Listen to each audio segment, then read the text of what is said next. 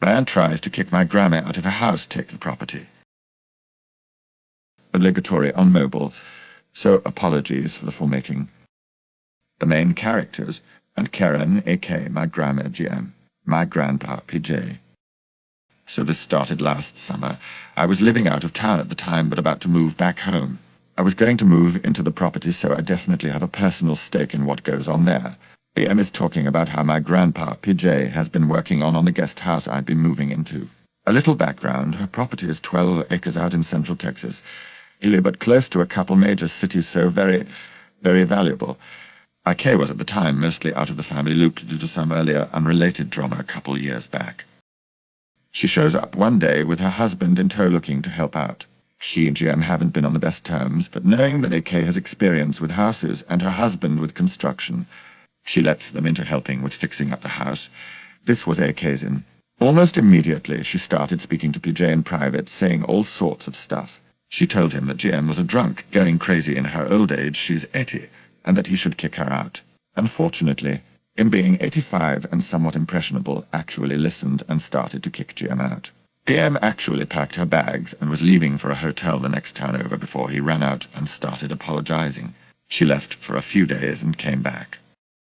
Now you may be wondering why Kay was doing this. Her reasoning was that she wanted to cause a divorce. The divorce would lead to so much money being spent on both sides that PJ would have to give up the house, and she would be able to.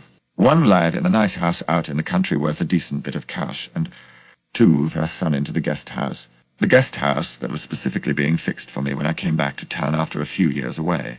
Of course, she wasn't assuming that GM and PJ, having been married for 50 years, would be able to fix their disputes rather quickly. She also didn't assume that both her 2 sisters, as well as the 3 half-siblings on PJ's side, would find out. Almost immediately after finding out about what AK did, her husband and son ratted out AK's plans to the whole family. A large, very close-knit family, who can assume the deep crap that AK was in. As of now, AK is no longer on speaking terms with her oldest and youngest. The middle 2 already had been mostly staying away from her, nor basically anyone else on my side of the family. Her husband no longer lives with her, and she escaped to a nursing job to states over. AM and I are going to the wedding of AK's second youngest in a couple of weeks, where she will also be attending. I will definitely post an update if anything comes from that.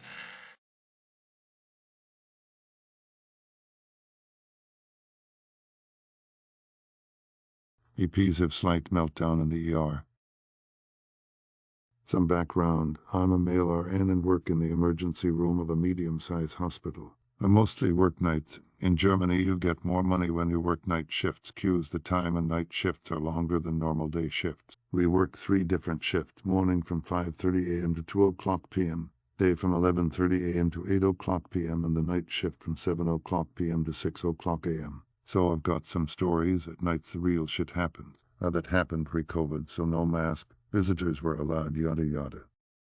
So that night I worked at the front desk, so mostly doing admission of the patients, handling their healthcare IDs. We have universal healthcare. Suck it, America, and well, just manning the reception. This was, I think, around 1 o'clock a.m., so the ER was relatively empty. At night there are like 3 hours when something is happening, rarely. So yeah, I sat there, sipping my 3rd cup of coffee and chatting with a fellow nurse. Then the EPs arrived. I didn't see them coming. Excuse me, there she were. A thing I only knew from the internet, a Karen in Germany down. She had the typical haircut, that I'm better than you vibe, until she had a man. He seemed normal. Oh, sorry. How can I help you? The perfect customer service smile. Karen, yeah, I searched my daughter. Her sister texted me that she is here. Her name is daughter. Me typing at the keyboard of the PC, I guess, just been admitted here. Karen, well then what does she have? Can I see her? Now I have to explain. We've got some privacy law here in Germany, so if you're an legally adult, 18 and over, you have full privacy, and without your consent I can't give anyone any data. Not the parents, not his siblings, not the significant other, not the kids, so yeah. Me sorry, I can't give you patient's data, that it's against the law. Karen, we are her parents and she's our child. Me she's a teen, so she's an adult. Without her consent I can't tell you anything. But I can call the doctor she is seeing and ask. Karen crosses her arm. Fine, but make it quick, tipping her feet on the ground. Me taking the internal phone from the desk and make the call. The daughter don't want her parents there and deny them any information. It's her rightfully choice. Me, I'm sorry, but your daughter denied you any information. Karen, what meltdown is about to start. I'm her mom, will bring me to her now. Me, ma'am, please lower your voice, that's a hospital. Karen, yes, and I want to know what's with my daughter. I am her mother. She should share everything with me. Well, I don't need you to find her. She then passes the desk and goes in the direction of the treatment rooms. Me, hey, you can't go there. I get reinforced with another male RN and a male nursing student and block her way. All this commotion had attracted the attention of the attending ER doctor. He stormed out of his office. Our night doc is a good doc, but well, he has some temper. Attending, what's going on here, damn it? Karen looked smug. Oh, good a doctor. This men are blocking our way to our daughter. She must be scared to be alone here, and we need to comfort her now. Attending, luckily don't take her crap so up. Her daughter. Leah Chess here with Dr. XY. She's a teen and denied her visit and any information about her health. Karen, liar, our daughter is only 16. Attending, now well, listen lady, now he crosses his arms. I believe this guy here slightly more. If you proceed to invade this space where only patients and staff is allowed, I'll have you escorted out. You can wait in the waiting room. Husband, smug like his wife, what will you do? Have the security throw us out? Attending, no, I will do it myself if you are not leaving this instant. Karen probably sees that she has the chances of a popsicle in hell. I will sue this hospital, or I know the management. She stomps out her husband in tow. Attending, if she shows up again, call security immediately. Well, lucky enough, Karen never came back that night. Her daughter was seeing a gynecologist that night about something with her lady parts. He told me, I escorted her out at like 3:00 a.m., that her parents went nuts every time about such things. How they hate her BF and claim she is too young to date. I assured her that they won't get any data from us and that she can always come here. We are servants to community.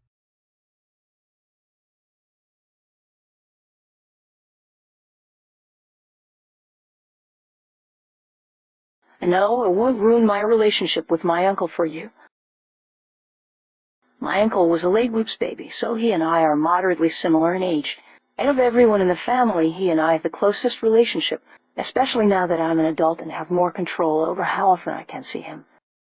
He has an illness which prevents him from working, so he has been stuck living with my grandparents, his parents, his entire life.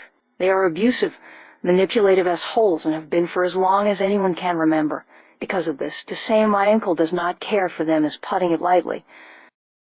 Last year, he was finally able to move out on his own, and he went no contact with his parents and did not look back. I could not be more proud of him for how well he is doing, and it's obvious that his mental health is improving with the distance from his abusers. This afternoon, my grandparents called me and sounded very worried. With shaking voices, they said there was a problem and they needed to talk to my uncle, but he wouldn't answer their calls. They asked me to call him with them on the line because they knew he would answer for me. Essentially, they wanted my help to stomp all over his boundaries. I told them I would not be doing that, but that I could either pass on the message for them or I could let him know they needed to speak with him. They wouldn't tell me the problem, so I just sent him a text telling him that they wanted to talk to him about something important and that they seemed worried.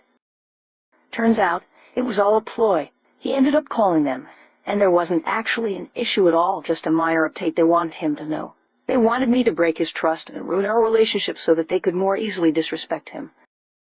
I know this isn't a very exciting story, but I'm pissed and wanted to vent about it.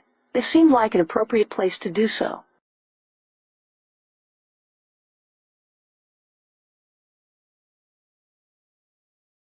Entitled mother thinks I should give my diabetic snacks to her daughter. So I'm a type 1 diabetic, and in the morning I went out for a bike ride.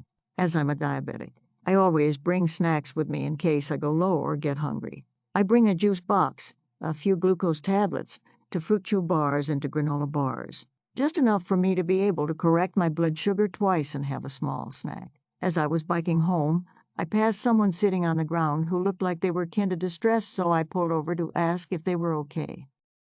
The guy was a little younger than me and told me he was a diabetic and showed me his medic alert necklace. He explained that he had gone low while biking but forgot to refill the snacks in his bag when he had left, so he was trying to figure out what to do. No one to bring him anything but didn't want to call an ambulance over this. I offered him my snacks and to sit with him while we waited for it to go back up, explaining that I was a diabetic. After I had sat down with him and gave him the tablets, a woman came over and asked for my juice box for her daughter. I explained that I was giving him what I had because he was a diabetic and had low blood sugar, and I needed the rest to ensure I could get home safe. She started to tell me that she and her daughter had been biking for a few hours and she was hungry and just wanted my juice box and a granola bar. I asked if her daughter was diabetic and she said no, so I apologized and again explained nicely that I need those for myself. The conversation that followed is as such. So why did you give him some? Me, because he is a diabetic and his blood sugar is very low. For reference, our blood sugar is supposed to be between 4.28 and his was 2.3. Do you know him? Me, no, but as a diabetic, I know how dangerous lows can be, and if I was in his position, I'd hope a fellow diabetic would try to help me. So you don't know him? The conversation continued like that, she asking why I cared if I didn't know him and me giving the same explanation, until the guy rechecked his blood sugar, and it was back up to 3.5, as this was still a little too low for both of us to feel comfortable. I grabbed my juice to give to him, and this is when tried to grab it out of my hand, saying that if his blood sugar was still low, I should just call him ambulance, and then I could give my snacks to her and her daughter. At this point, I was honestly kinda pissed and told her to fuck off, and that as mom she should have thought to brought snacks for her daughter, and if I hadn't gone by what would she have done? She went red in the face, called me a bitch, and stormed back to her daughter. The guy's levels went up and we parted ways, and as I started to bike away, I heard Mom shout after me, calling me a bitch again.